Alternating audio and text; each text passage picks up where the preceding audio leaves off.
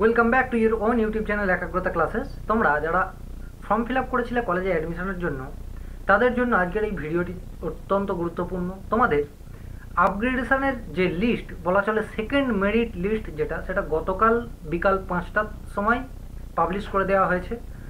তো তারপরে তোমাদের বেশ কিছু প্রশ্ন ঘোরাফেরা করছে। সেগুলো কি কি? যেমন আপগ্রেডেশনে নাম আসলে কি পুরানো কলেজে থাকতে পারবো? আবার কি পছন্দের কলেজে না আসলে কি করব? ক্যান্সেল করলে কি রিফান্ড পাবো? কতদিনের মধ্যে রিফান্ড পাবো? আবার আপগ্রেডেশনে নাম না আসলে কি আপগ্রেডেশনে নাম আসলে কি প্রথমেরটা আগে আমাকে ক্যান্সেল করতে হবে, তারপরে অ্যাডমিশন নিতে হবে?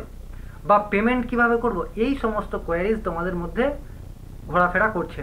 তো সেই সমস্ত কোয়ারিজ আমি আজকে দূর করে দেবো। দেখো, তোমাদের প্রথম যে প্রশ্নটা আছে সেটা কি? সে প্রশ্নটা হচ্ছে তোমাদের যে আপগ্রেডেশনের নাম আসলে কি পুরানো কলেজে থাকতে পারবো? হ্যাঁ, তোমরা পুরানো কলেজে থাকতে পারবে। দেখো, আপগ্রেডেশনের নাম আসলে তুমি যখন তোমার লগ ইন করবে তোমার ইউজার আইডি এবং পাসওয়ার্ড দিয়ে, তখন তুমি দুটো জিনিস দেখতে পাবে। দুটো জিনিস কি কি? প্রথমত, তোমার যেখানে অলরেডি অ্যাডমিশন নিয়ে তুমি ভেরিফিকেশান করিয়েছো বা করাওনি, ঠিক আছে, সেখানে তোমার দেখাচ্ছে যে অ্যাডমিশন কনফার্মড, এরকম একটা গ্রিন কালার বলা চলে মার্ক হয়ে আছে, ঠিক আছে। এবং আরেকটা তোমার কলেজ দেখাবে, যদি আপগ্রেডেশন হয়ে সাপোজ তুমি 1 নম্বরে যেতে চাচ্ছিলে কিন্তু তুমি 5 নম্বরে অ্যাডমিশন নিয়েছো, দেখা গেল তোমার 2 নম্বরে এসেছে। বোঝা গেল? তো 2 নম্বরে যদি তোমার মানে আপগ্রেডেশনের নাম আসে, সেখানে দেখাবে অ্যালটেড, ঠিক আছে। তো এই যে অ্যালটেড দেখাবে, সেখানে তুমি অ্যাডমিশন নিতে পারবে। সেখানে যখন তুমি অ্যাডমিশন নেবে, তোমার যে 5th প্রেফারেন্সে যেটা অ্যাডমিশন নিয়েছিল সেটা অটোমেটিকলি ক্যান্সেল হয়ে যাবে। বোঝাতে পারলাম? এবার সেখানে যখন অ্যাডমিশন নিতে চাইবে, তুমি বলবে যে দাদা আমি তো ফার্স্ট প্রেফারেন্সে অ্যাডমিশন নিতে চাই, তাহলে আমি সেকেন্ডে কেন নেব? দেখো, ফার্স্ট প্রেফারেন্সে যেতে গেলে তোমাকে কী করতে হবে? 5th থেকে আগে তোমাকে সেকেন্ডে যেতে হবে। তার জন্য কী করতে হবে? আগে সেকেন্ডে তুমি অ্যাডমিশন ফি পে করে দেবে, ঠিক আছে। সেখানে পে করে অ্যাডমিশন নেওয়ার পর সেখানেও তুমি একটা অপশান পাবে আপগ্রেডেশনের। বোঝাতে পারলাম? সেখানে তুমি আপগ্রেডেশনটা ইয়েস অথবা নো করার অপশান পাবে। সেখানে তুমি যদি মানে প্রেফারেন্স 1-এ যেতে চাও, তাহলে কি করতে হবে? তোমাকে আপগ্রেডেশনে ইয়েস করে রাখতে হবে। এবারে বলবে তাহলে দাদা সেটার লিস্ট কবে বেরোবে?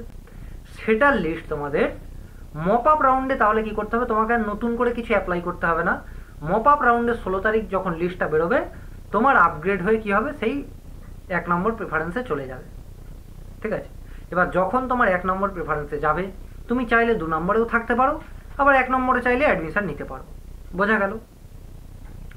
এবারে পরবর্তী প্রশ্ন হচ্ছে কি, যে পছন্দের কলেজে নাম না আসলে কি করব?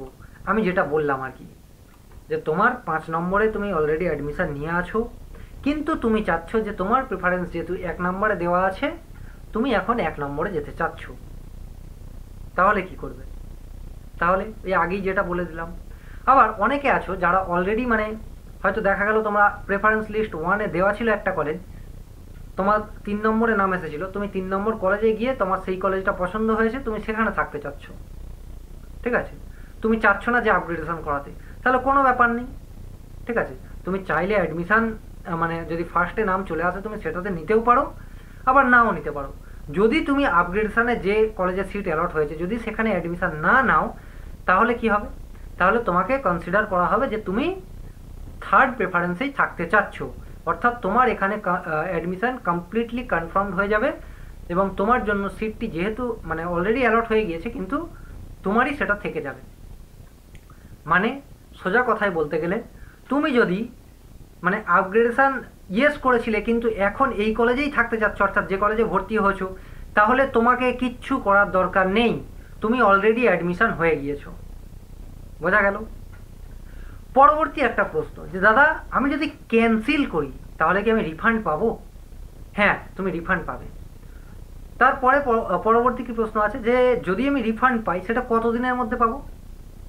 দেখো, রিফান্ড পেতে গেলে রিফান্ডটা তোমাদের দেওয়া হবে কবে থেকে? তাড়াতাড়ি দেওয়ার চেষ্টা করা হবে, কিন্তু এটা সময় সাপেক্ষ ব্যাপার। তোমাদের সমস্ত এই যে অ্যাডমিশন প্রসেস চলছে, তোমাদের মপ আপ রাউন্ড আছে, মপ আপ রাউন্ডের মেরিট লিস্ট আছে, আবার তাদের অ্যাডমিশন আছে, এই সমস্ত প্রক্রিয়া কমপ্লিট হয়ে যাওয়ার পর তোমরা কি হবে? রিফান্ড পাবে, ঠিক আছে। তারপরে আপগ্রেডেশনে নাম আসলে কি প্রথমটা ক্যান্সেল করাতে হবে, তারপরেই কি সেকেন্ডটাই অ্যাডমিশন নিতে পারবে? না, এরকম কোনো ব্যাপার নেই, ঠিক আছে। তোমার আমি এই ক্ষেত্রে বলে দিচ্ছি, দেখো এখানে আমি তোমাদের একটা পেমেন্ট নিয়ে দেখাচ্ছি। দেখো তোমাদের এখানে একটা পেমেন্ট টেবিল করা হয়েছে। এখানে তোমাদের দেখো, ধরো তোমার আপগ্রেডেশন করে প্রথম কলেজে নাম এসেছে, ঠিক আছে। প্রথম কলেজে তোমার নাম আসতে সেখানে দেখাচ্ছে যে অ্যাডমিশন ফি তোমার 5,000 টাকা, ঠিক আছে। তোমার 5,000 টাকা, অর্থাৎ নতুন যে কলেজটা আসছে সেখানে অ্যাডমিশন ফি 5,000 টাকা।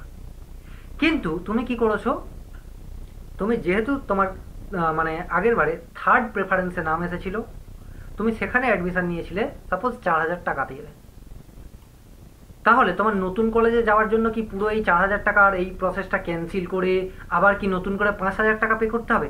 না, মোটেও না। তোমাকে পে করতে হবে মাত্র যে রিমেনিং যে টাকাটা আছে, রিমেনিং পোর্শন 1,000 টাকা, যেটা ডিফারেন্স হচ্ছে, সেই টাকাটা ফেরত পাবে। এবার বলবে যে দাদা আপনি তো এখানে দেখালেন যে 4,000 টাকা, অর্থাৎ কম টাকা পে করেছিলাম এবং বেশি অ্যাডমিশন ফিজ সেই কলেজের ক্ষেত্রে পে করলাম। তাহলে যখন কি হবে, যখন দেখা যাচ্ছে যে আমি 5,000 টাকা দিয়ে ভর্তি হয়েছিলাম, এখন যে নতুন কলেজে যাচ্ছি সেখানে 3,000 টাকা বা 4,000 টাকা, তাহলে আমি বাকি টাকাটা কীভাবে পাবো? দেখো বাকি টাকাটা কী হবে, তুমি থ্রু তোমার ব্যাংক বা ইউপিআই থ্রু তুমি কী হবে, রিফান্ড পেয়ে যাবে। সেই রিফান্ডটা অবশ্যই একটু সময় লাগবে, মপ আপ রাউন্ড আছে, আরও সমস্ত যে সমস্ত প্রসেস আছে, তারপর তুমি রিফান্ড পাবে। বোঝা গেল?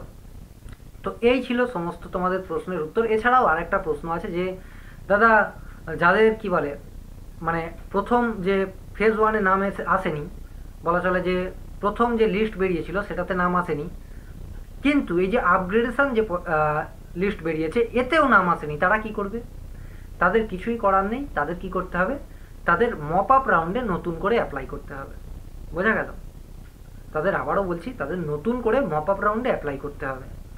আর অনেকেই আছো যাদের কি হয়েছে, প্রথম লিস্টে নাম আসেনি কিন্তু সেকেন্ড লিস্টে নাম এসেছে, তো তারা কি করবে, তারা অ্যাডমিশন নিয়ে নেবে। যদি পছন্দের কলেজে না আসে তখন কি করবে, পছন্দের কলেজের নাম না এলে তারা কি করবে, তারা আগে অ্যাডমিশন নেবে, তারপর তারা হচ্ছে কি করবে, আপগ্রেডেশনের জন্য অ্যাপ্লাই করবে।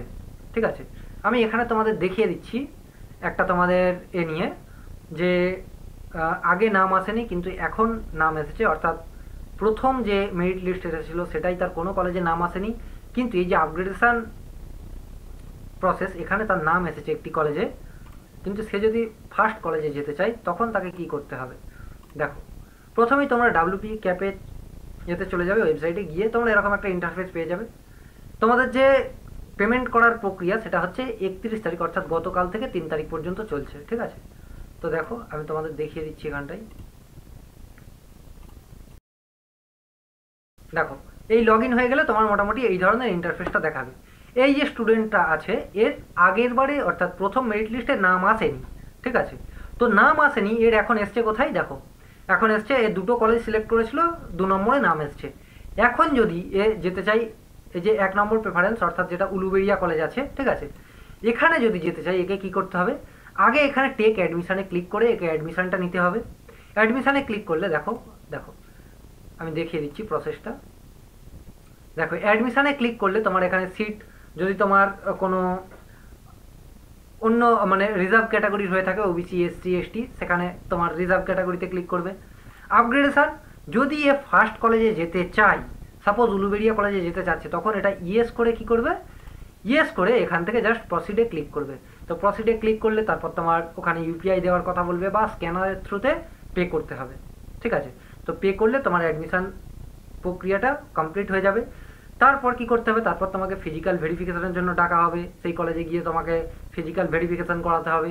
তারপর করানোর পর আবার কি হবে, আবার তোমার মপ আপ রাউন্ডে কি হবে, তোমার নাম আসবে ফার্স্ট কলেজে, অর্থাৎ ফার্স্ট প্রেফারেন্স যেটা, সেখানে তোমার নাম আসবে।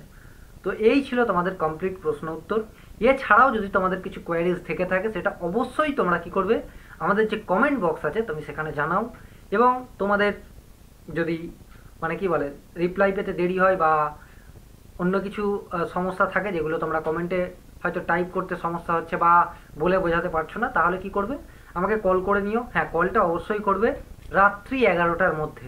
ঠিক আছে, অনেকে আসো তোমরা কি বলবো রাত্রি 12টা 1টার পরেও আমাকে কল করছো, এই জিনিসগুলো একটু মেনটেন করার চেষ্টা করবে। মোটামুটি রাত্রি 11টার মধ্যে কল করলে তোমরা পেয়ে যাবে।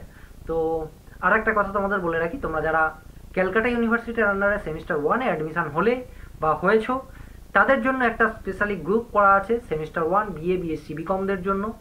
তারা সেই গ্রুপটায় জয়েন হও। সেখানে তোমাদের ফ্রি অফ কস্টে কমপ্লিট সাজেশনস নোটস দেওয়া হয়, সেগুলো পড়লে তোমরা 100% কমন পাবে তোমাদের পরীক্ষায়। আমরা বিগত 2 বছর ধরে এই ধরনের ফ্রি অফ কস্টে নোটস প্রোভাইড করে চলেছি। অনেক স্টুডেন্টস আছে যারা অলরেডি হেল্প পাচ্ছে আমাদের থেকে। তো তোমরাও সেই হেল্প পেতে অবশ্যই করে আমাদের চ্যানেলটিকে সাবস্ক্রাইব করে রেখো এবং হোয়াটসঅ্যাপ গ্রুপে জয়েন হয়ে থেকো। Thank you.